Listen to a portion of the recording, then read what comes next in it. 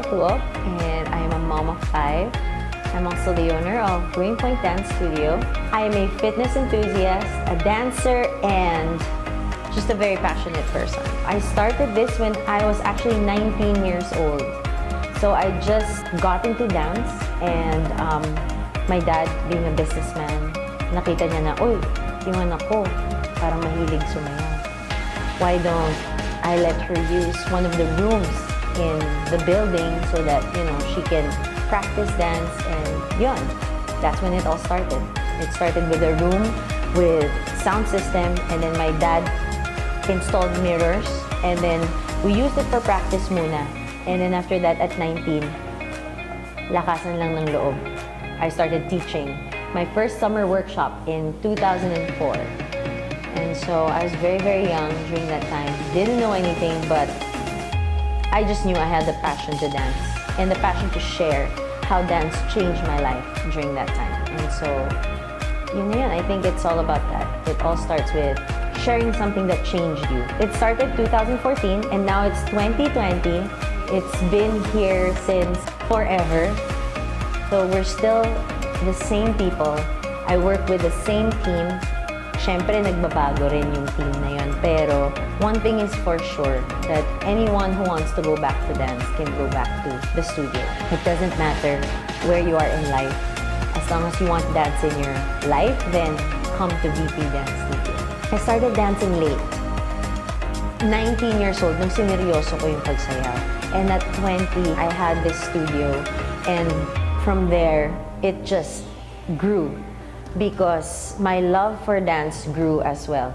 And not just that, because of my passion for dance, we were able to just really build a community of dancers, a community of a family. Kaya hanggang ngayon nandito pa rin siya. And not just that, I think it's about growing together, growing as a teacher, and growing with your students. So as a teacher, you can't stop learning. And then you continue learning, tapos pati yung students mo grows with you as well.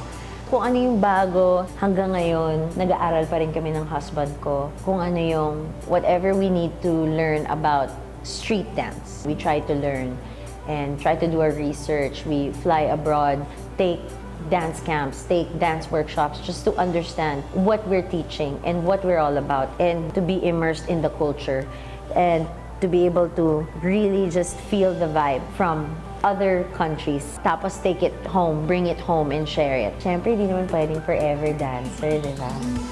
I got pregnant when I was 25 and didn't stop making babies. But hindi rin naman tumigil yung sayaw.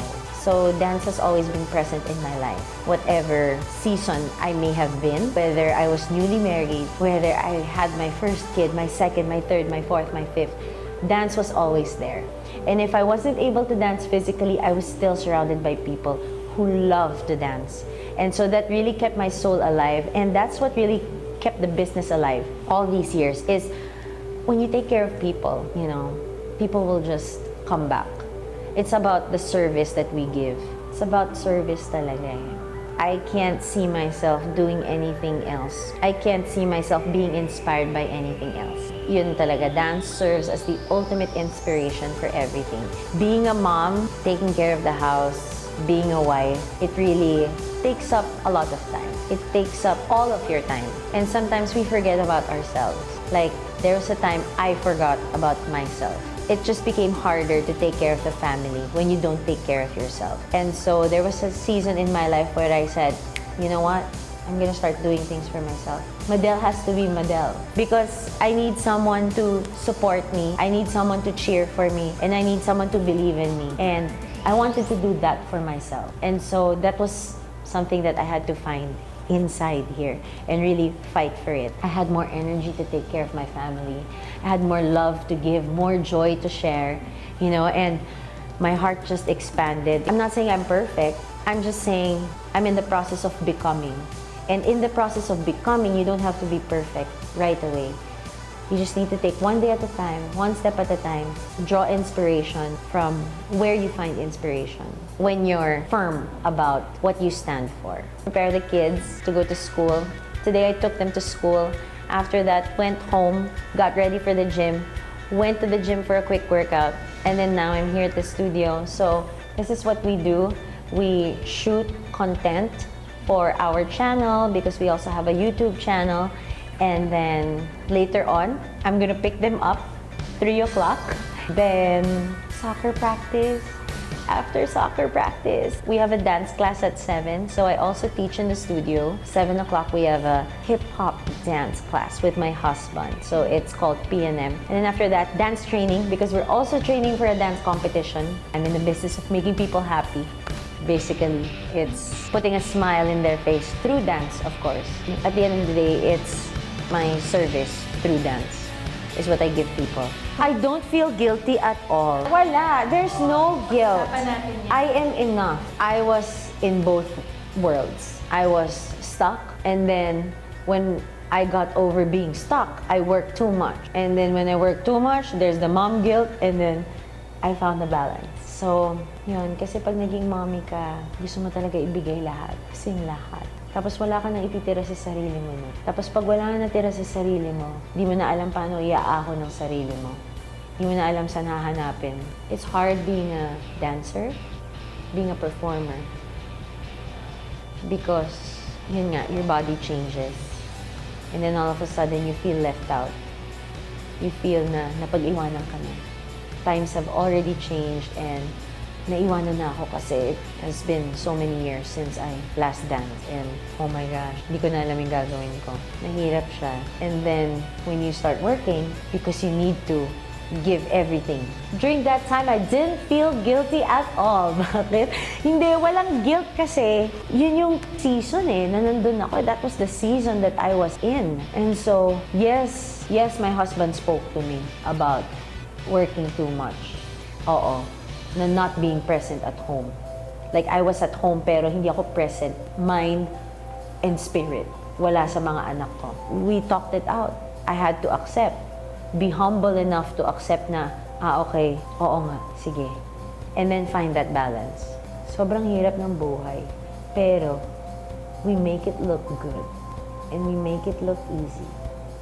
And my mom made it look so easy. Nasabi ko, ganyan yan. Ngayon, alam ko na kung ano yung mga pinagdaanan niya. Pero sabi ko, bakit ganun pa rin siya kaganda? Bakit ganito pa rin ang itsura niya? Ganon. Bakit may energy siya to do all these things? How to be unstuck. Purpose. Yes, for the family. Yes, being a mom. But just know that you have a destiny and that you have a purpose. And you're still meant to do that regardless of whatever circumstance you find yourself in. So, kumbaga, kala ko ba I have a purpose? Kala ko ba I have a destiny? Pero bakit ganito? It's so hard to provide for the family. It's so hard to, pay for bills and whatnot. Pero you don't let that circumstance define who you are. Ang saya kasi pag-process pa no? Pag inisip mo na in the process ka pa lang. Kasi then, there's no pressure na you have to be perfect. I think being a mom,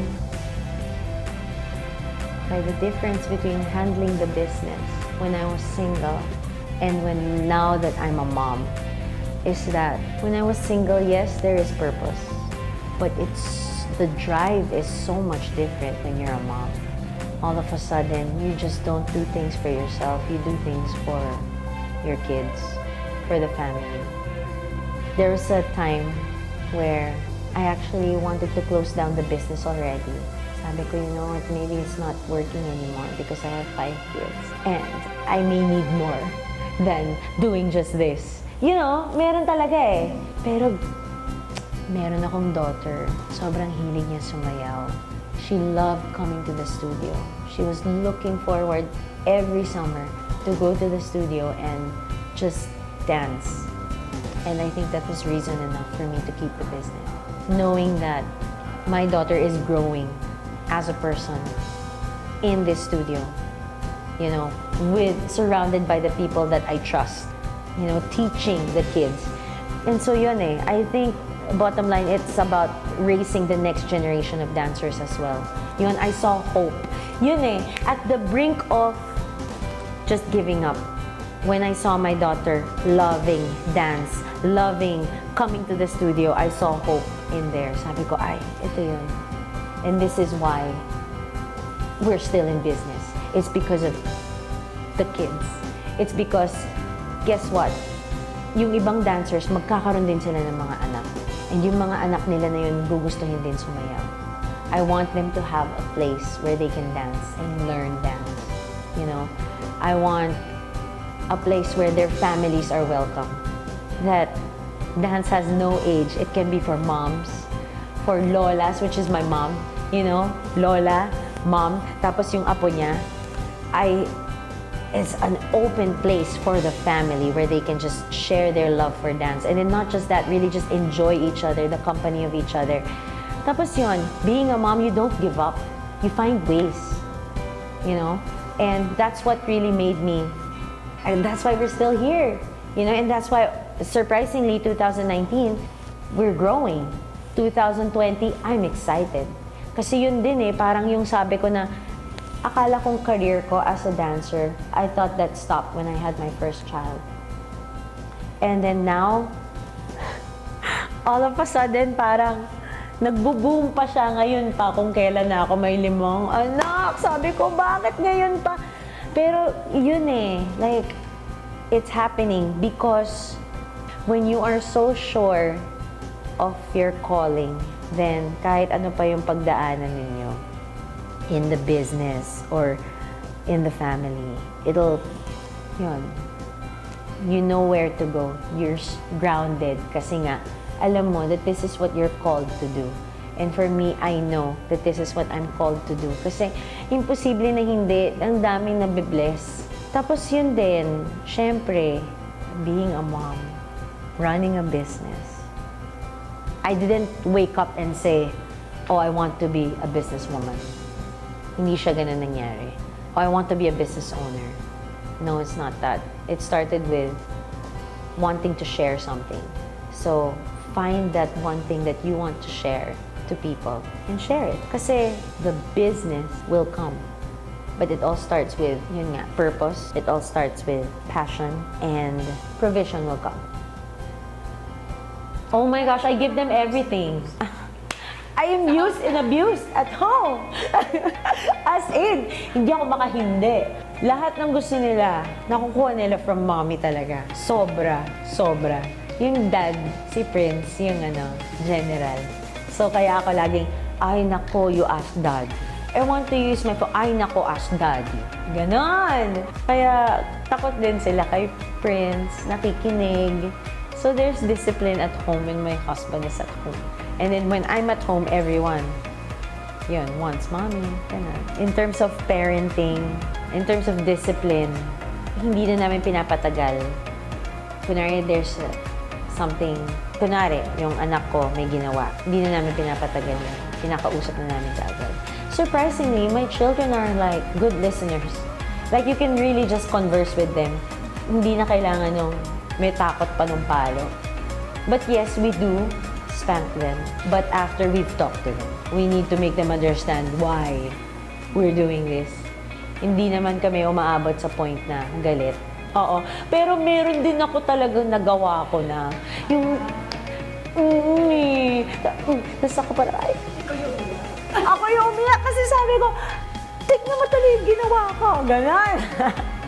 Sinisi pa yung anak niya dahil pinalo ko siya.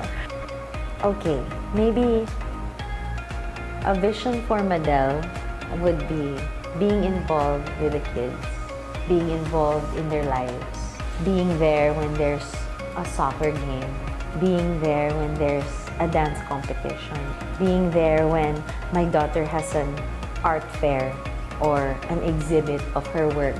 I'd be able to be there. So I think it's really just being able to support each of my children's passions, activities, yun. I want to be there. Madelle. Really it's about making way for other people to be able to do what I can do. You know what I mean? I mean, if I can have children, a husband, be a wife, be a family person, and run a business at the same time, how can that be possible for other dancers out there. You know what I mean? So, yun, again, it's about mentoring. If I can share how I do things to other women out there, other future moms, then yes, I'd love to, you know.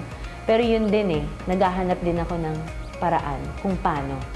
How do we make it in this life so that they can also follow their passion, provide for their family, and have a purpose for their lives. Yan.